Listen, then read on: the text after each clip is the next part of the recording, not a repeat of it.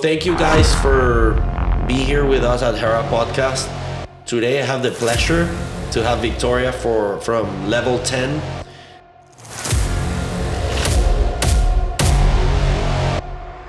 We feel very comfortable in being very transparent, but we're basically the guide of how do we give you marketable title. And also something that is very interesting and not all the title companies does it. It's how Victoria and her team also gets involved in the transaction. From that happened one time, it was a huge deal and they closed, they had like 4 or 5 members and I think they only got signatures for 4. And like down the road, that 5th one came about and was like, how did you close this without me?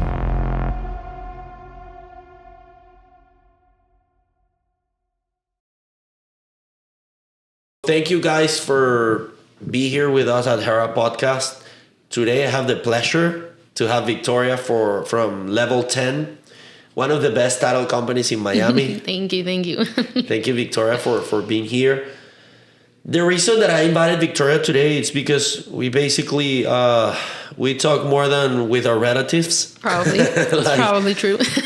We talk during the whole day. Level 10, I'm gonna let Victoria to explain what is level 10. It's her title company and what she does for us. But basically, it's our trusted partners on title. Every time that we need to close a transaction, we can choose the title company. We choose level 10. We feel like part of a team. I don't think that we are 2 companies. It feels like basically we're rowing together. We want to make things happen. Every file is more complicated than the next one. And so, Victoria, let us know first what is level 10 and so level 10 is basically it's a safe zone for the buyers and for anyone borrowing money and working with a lender. With Hera, we've established a relationship where we work almost like a family. We feel very comfortable in being very transparent, but we're basically the guide of how do we give you marketable title? How do we give you clear and marketable title? So we receive our underwriting commitment and we review everything to make sure that from A to Z, your hand is held, the clients are feeling confident, and we're giving you a secure title with nothing in between. So that way you have no potential risks for claims in the future. We also handle all the funding and all the registrations in the courthouse.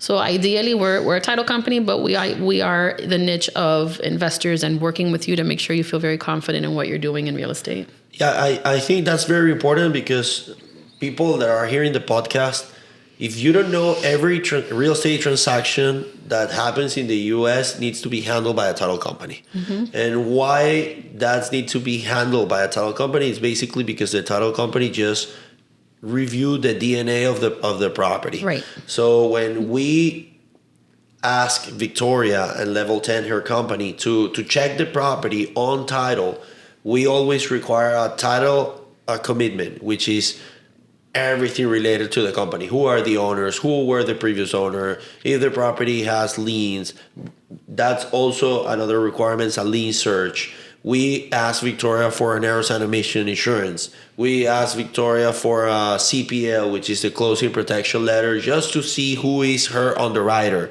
Every title company has an underwriter on the top who basically protect, overseas, I don't know what else. But they're the insurer. It's almost like State Farm and Citizens. We're the agent. We speak for them, but they're ultimately the ones that are insuring. Correct. So, and this is very critical at the end because I always says that the title company is the one who protects everyone.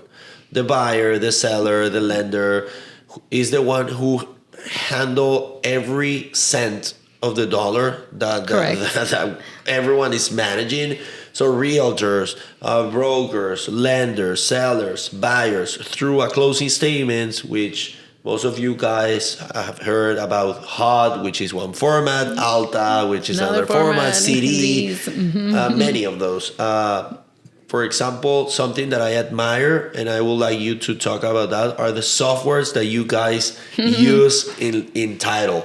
Yeah. You still using We use Qualia. Qualia, which is one of the best. I love Qualia. Yeah, it's integrated with so many vendors, so it does help the process with engaging in partnerships with elite vendors that we work with.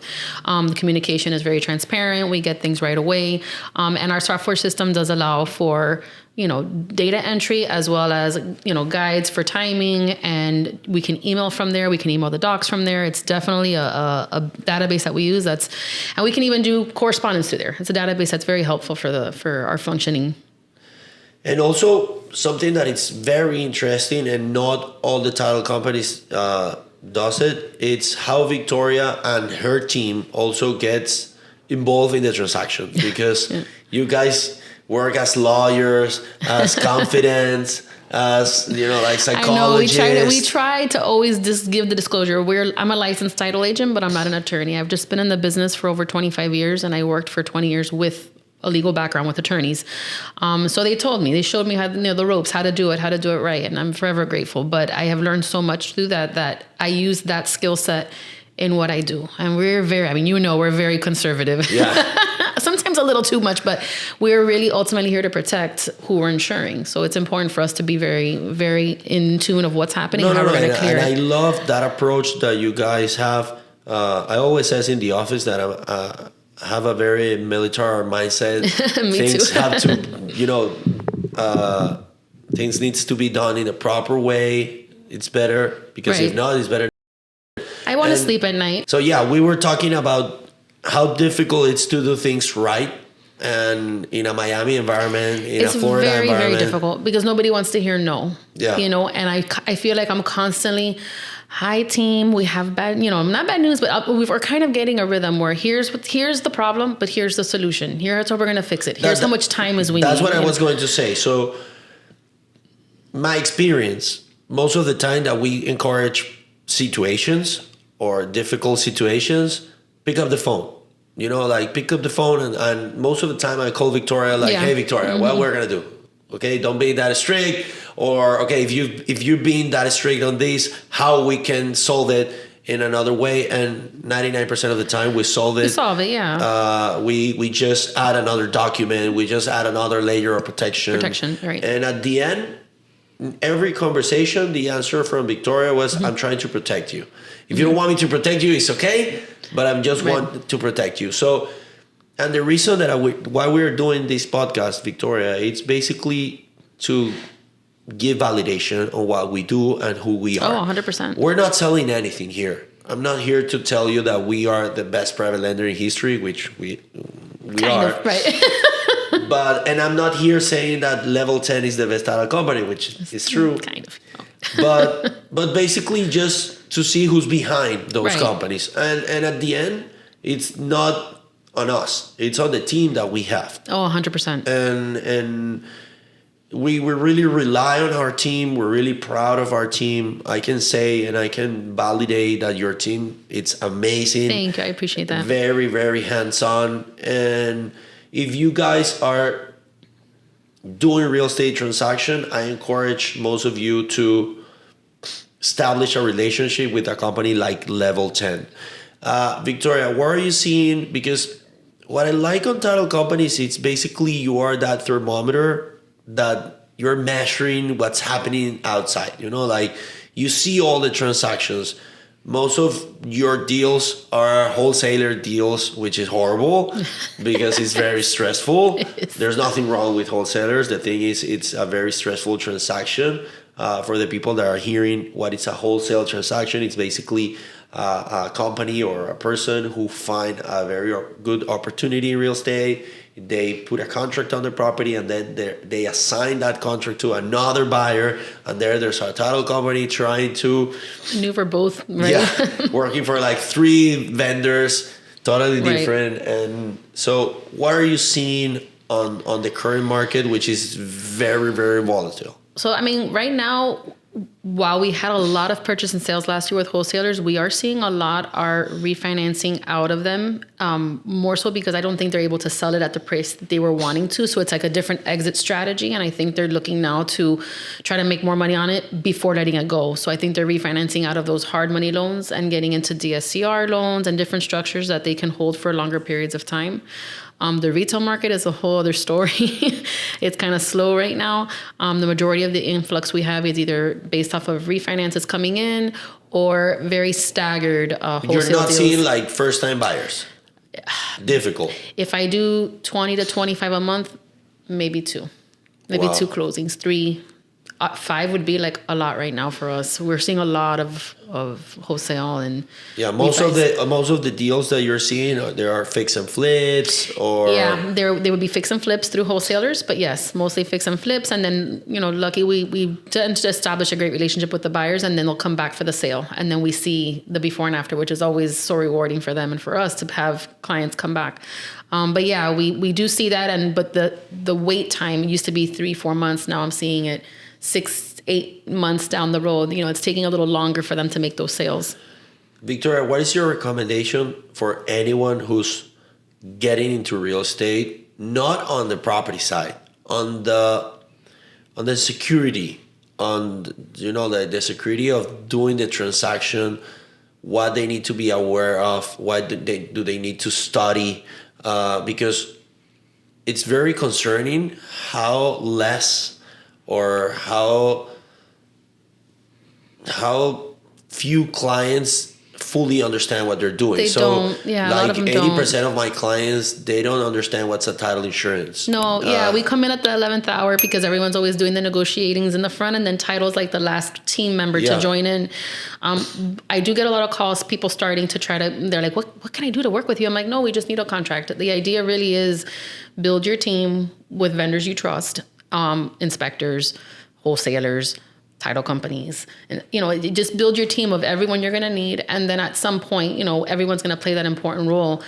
Fraud is on the rise. I can't even begin to tell you. This is why I'm so strict, because there's so much fraud going on. AI is taking over. There's a lot of stuff happening right now. And as the world is shifting, our market shifts, and the way that we have to level out our security measures also shifts. But definitely be very careful with fraud on the rise. When you're buying vacant land, we're very strict with vacant land. One of the things that we do to help protect and validate who the owners are is when we know it's a piece of land being sold, we go to the property appraiser's office and we send pins to that address, a pin number. And that person is going to get and say, oh, what's this? So if it's fraud, they're going to call me and be like, what is this? But if it's the right person, they're going to have the pin that I sent them to give me the clearance that, okay, the right seller is doing it. Because why land? Because nobody lives there, and anybody can just change your record online. I was very close to get fraud for a client who was requesting a loan like 20% LTV in a property in Miami-Dade County. It was like 3 years ago. And we were about to give them, like the $700,000. And thanks to the remote online authorizations, the client couldn't pass the 2 verification of ID that the system required. And when, the alerts were tagged, we start calling everyone. And when we called the right owner, he said that this was the 3rd time that they're trying to sell that land as they were the owners. If you're a borrower right now, I think, or you're looking to buy a piece of land or involved in land, I definitely think you have to check your sellers. If it's a company that owns, were there any changes into the administration? Who are the president, vice president? Who's the LC? Who are the members? Like whatever you can see online, any recent shifts is a red flag. Those are the things. I would like to tell everyone who's hearing the podcast, you need to understand what are the tools available for you to be on real estate as property search. If you want to search, most of the things are very public in this country. Yes. Mm-hmm. So if you want to search for a property, you can go into the county's website. If you are in Miami-Dade, if you are in Lee County, in Orange County, every county has its own website where you can just put property search county, the county you're looking for, and you'll see there basically a very, very detailed report on who's the owner, how much they bought for how much they bought the property, when they bought it, when they bought it, everything. And then you have tools like the zombies where you can see who is the LLC, who are the people behind that LLC, who is the registered agent for that LLC. There are many, many tools. And if you are not that tech savvy, you can always count with people like Level 10 that they can guide you through the process. But our recommendation is basically get that trusted circle of people and not being that type of guy like, well, okay, if my business goes wrong, it's because others people's fault. It's not others people's fault. It's your fault. It's a team effort, definitely. Yeah. And that's what I would try on at Hera. You know it. And actually, we are putting a lot of effort, plus the money, on our software. And basically, the new interaction that we need to implement with our clients, it's basically oblige them to be part of the team. So if you want a loan, you need to be part of the team, and you're going to have responsibilities as well. Sure, exactly. So because most of the client, they just because they're paying, they think, that's it. And it's not that's it. You need to provide full documentation. You need to be educated on what you're doing. And that's why we have this new platform, Hera Education. I love it. Yeah, you heard about that. We just started with the certification for brokers in private lending, but what we like to do on that platform, it's basically giving course for everything. So title company course, I love that, underwriting course, processing course. So basically to certify the people on each step of the process. Right. So I'm a firm believer you don't have to be a pro at, you don't need to know everything about title, but you need to have a foundation, a base. When I speak to my seasoned investors, it's a whole different conversation than when I have it with the newbies. It's fast, it's quick, it's okay, you got this, okay, and I need this, and I speak the verbiage and the language, and it's automatic. When I have the newbies, which is fine, it's just the learning curve where I have to define everything the whole way through, and that's perfectly okay too. Our niche is the newbies. We like the newbies because we can mold them to do things correctly. People come when they're seasoned and they have their own approach because title company ABC did it, and I have said it before, then go use them. I'm sorry. I don't bend my rules because someone else does it a different way. So it's important for people to know really why we do things and how we do it, and that other companies, I always find you're always going to find someone to do it cheaper, and you're always going to find somebody to do, do it the other way. But is it the right way? Probably not. So we have something that we call the Hera way. Exactly. So it needs to be on the Hera way. It's the way, right? So of course, like I said, there's always the corner one that's been around for years, and they do it a certain way, and that's fine too. But people keep coming to us because of the way, one, the correspondence, we're always available. We become, around the clock work really, but that's why they use us. They feel comfortable. Awesome. Victoria, explain, just to touch some content on what we do and what we're seeing every day. There's a misunderstanding on people think that quick clean deeds are something like buying a Coca-Cola, and it's crazy how they transfer titles, how they do things incorrect every day. All the time. I hate quick claim deeds. Because that's why I brought that, because I want you to explain our audience. So what's going on with the quick claim deeds? Yeah, so I think people think the quick claim deeds are just, I want to give you my property. Here you go. Sign this deed and whatnot. Deeds have specific formatting and specific regulations that follow them. They require 2 witnesses. Now the witnesses have to put their addresses. You have to print their name. It has to have proper acknowledgement. Sometimes the notary will sign as a notary, but not as a witness, so it becomes faulty. If it's a company and it's being signed by an authorized member, who authorized it? You need a resolution. There is just a series of requirements. People are just signing right and left. Aside from that, you have a proper documentary stamp. You still got to pay. And most people will just go and record it. The county's not going to ask at that time. So what we're always very transparent on is, listen, if you own the property free and clear, great. But if you have a loan, you're not selling it, but you have a debt. You got to use that balance to calculate your proper doc stamps. Sometimes it's $4,000. They don't know that. So what happens? They record it. Then they get a fine. Vicky, what happened here? You got audited. You have a fine for doing that, and you owe the money. So now what? So just aside from doing it properly, they're just doing it. Oh, and not to mention that if you don't transfer it to a mirror image company, I'll explain that in a minute, you lose your title insurance coverage, because your title insurance coverage is for the owner of record. And you have it for the life. You pay it one time, you have my coverage for the life of your ownership. But if you transferred it, you lose it. The only way you still maintain that coverage is if, let's say, Vicky and Alex, my husband, we own title, now we want to put it into an LLC. That LLC has to be a mirror image owned by Vicky and Alex.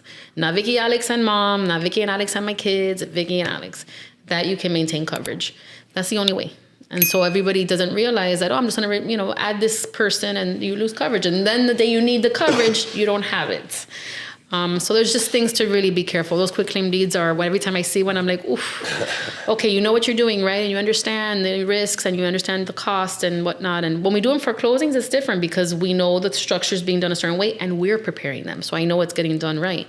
But when we have those come in. Also, in order to train our audience and to tell you what it's happening nowadays, it's people misunderstand that what it's happening on Zombies, it doesn't need to be exactly what's behind that company. So correct. Being a manager on a Zombies is the website that we use to see all the recorder LLC or corporations that are in the system in Florida.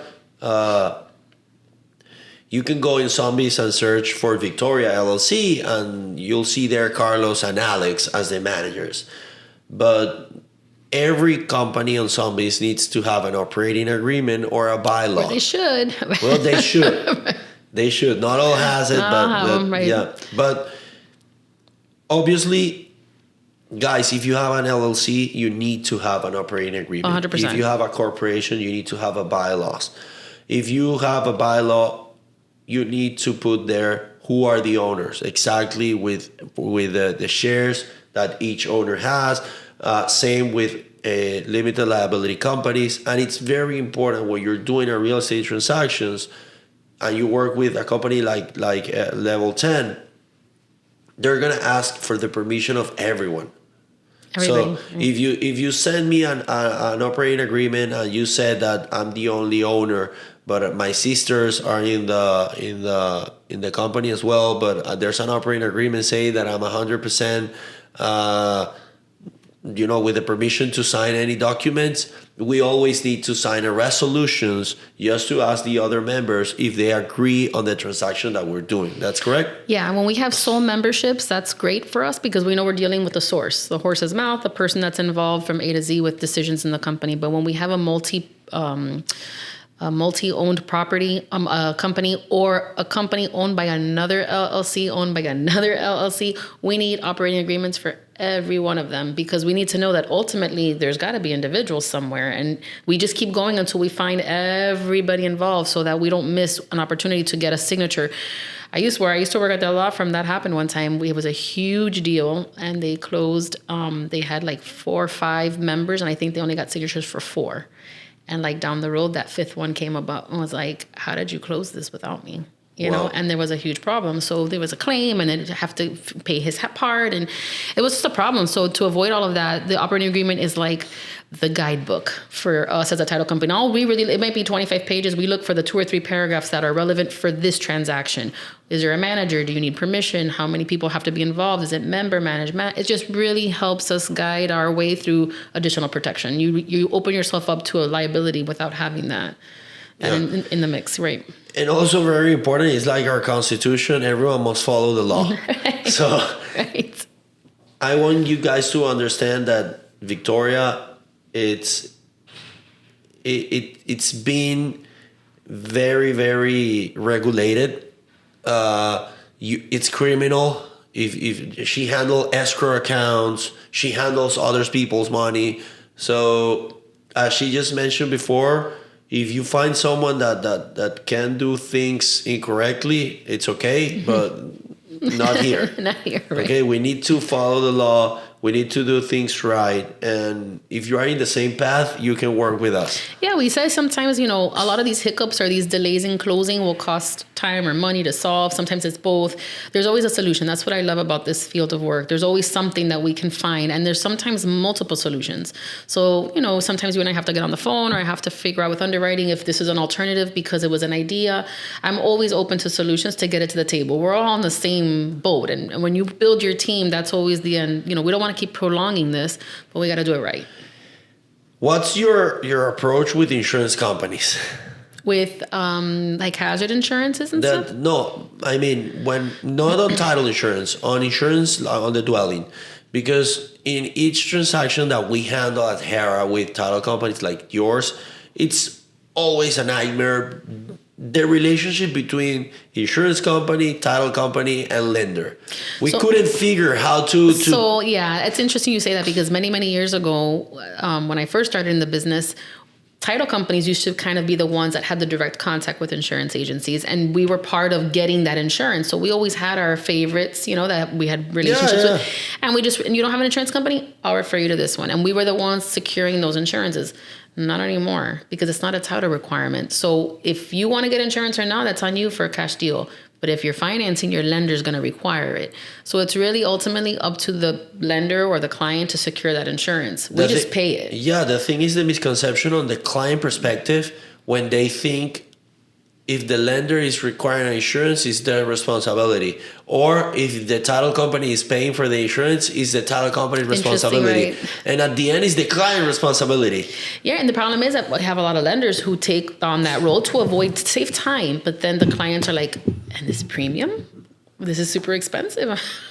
So you have the opportunity as a client to go purchase your own insurance and pay it out of closing or pay it at closing. The idea is that it gets paid and that you guys have it ahead of time to review and make sure there's proper coverage. And then our responsibility, we'll send the payment. And also it's funny because after the 12 months, the client, when you call them like, hey, did you pay the renovation of the insurance?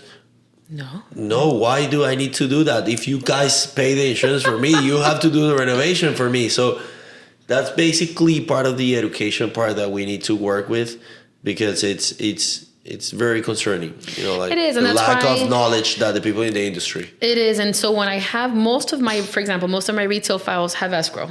So escrow is when the bank will handle the insurance and taxes for you, to be paid annually for you. But then those are, I don't have a problem at the table. They know they're getting escrowed and it's going to be covered. But when it's not escrowed, I usually try to make sure I make a little pivot of like, hey, make sure that you're responsible. This is only for this year, and next year you have to pay it.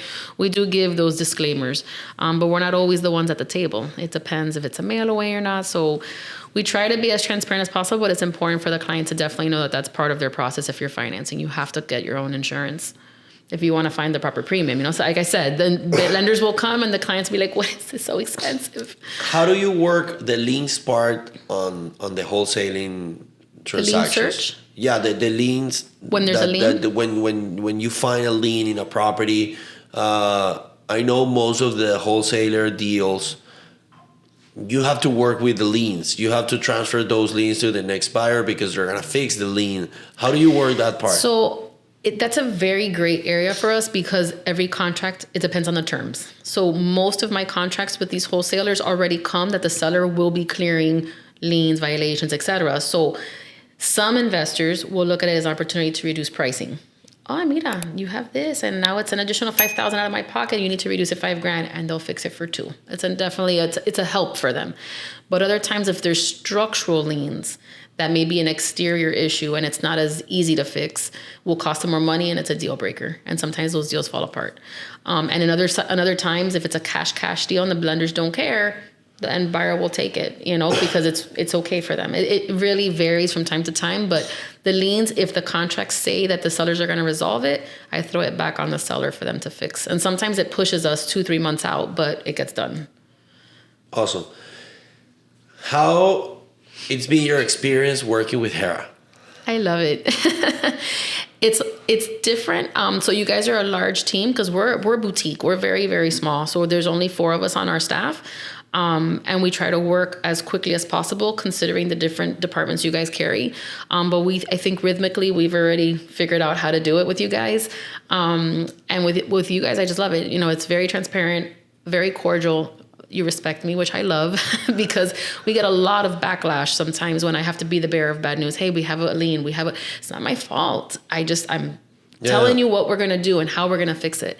You're just the gatekeeper. Yeah. And so, everybody wants to hear clear to close within their contract dates. That's always the goal for everybody, but it's not always the reality. So, with Hera, I love that everybody calls me and it's a proper salutation. How's it going? Your email, sometimes I'm just like a one-worded answer. I'm like, man, that was rude. They were so nice to me, because they're so cordial every single time they send an email.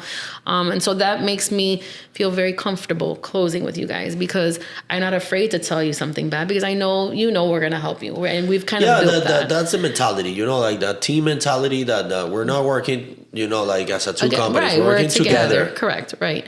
Aside from that, the fact that you have different avenues, everyone has me on WhatsApp. So everybody texts if you can't get a hold of us, or if I call their cell, they pick up right away. And I just love that we always get to the table happy. We're always trying. I've never had any interactions where I've had to oh my God, these people, what's wrong? It's always been very, very pleasant. So that's always a plus for me.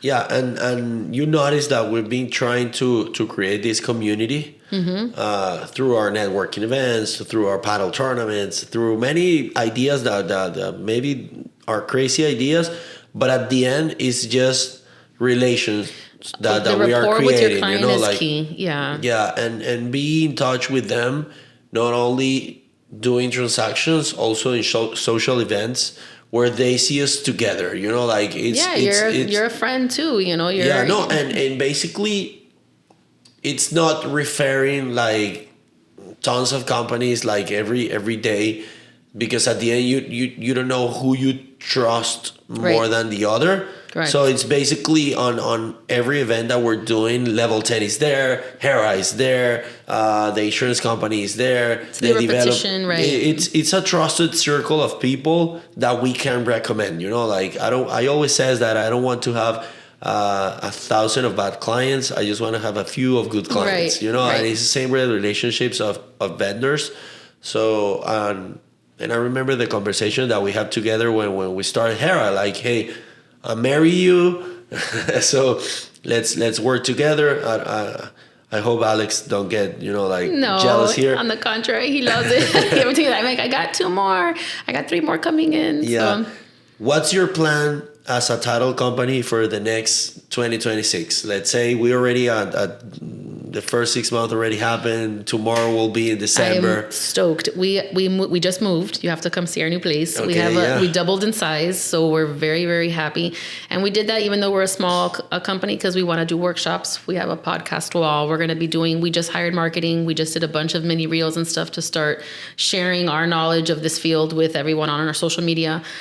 So we have big plans that we were kicking off this summer. So we've already started. We're very excited. Awesome. Yeah. Call me in, whatever. Yeah, we're super excited. I'm going to have you come over to us to talk about lending. Yeah. Well, it's okay, Victoria. Thank you for being here today. Of course. Thank you for always being part of our family. Absolutely, yeah. If you guys want to work with a trusted title company that tells you always the truth, that support you, to cover your back, this is the people you need to work with. Please subscribe in our podcast. Here you have all the information about level 10.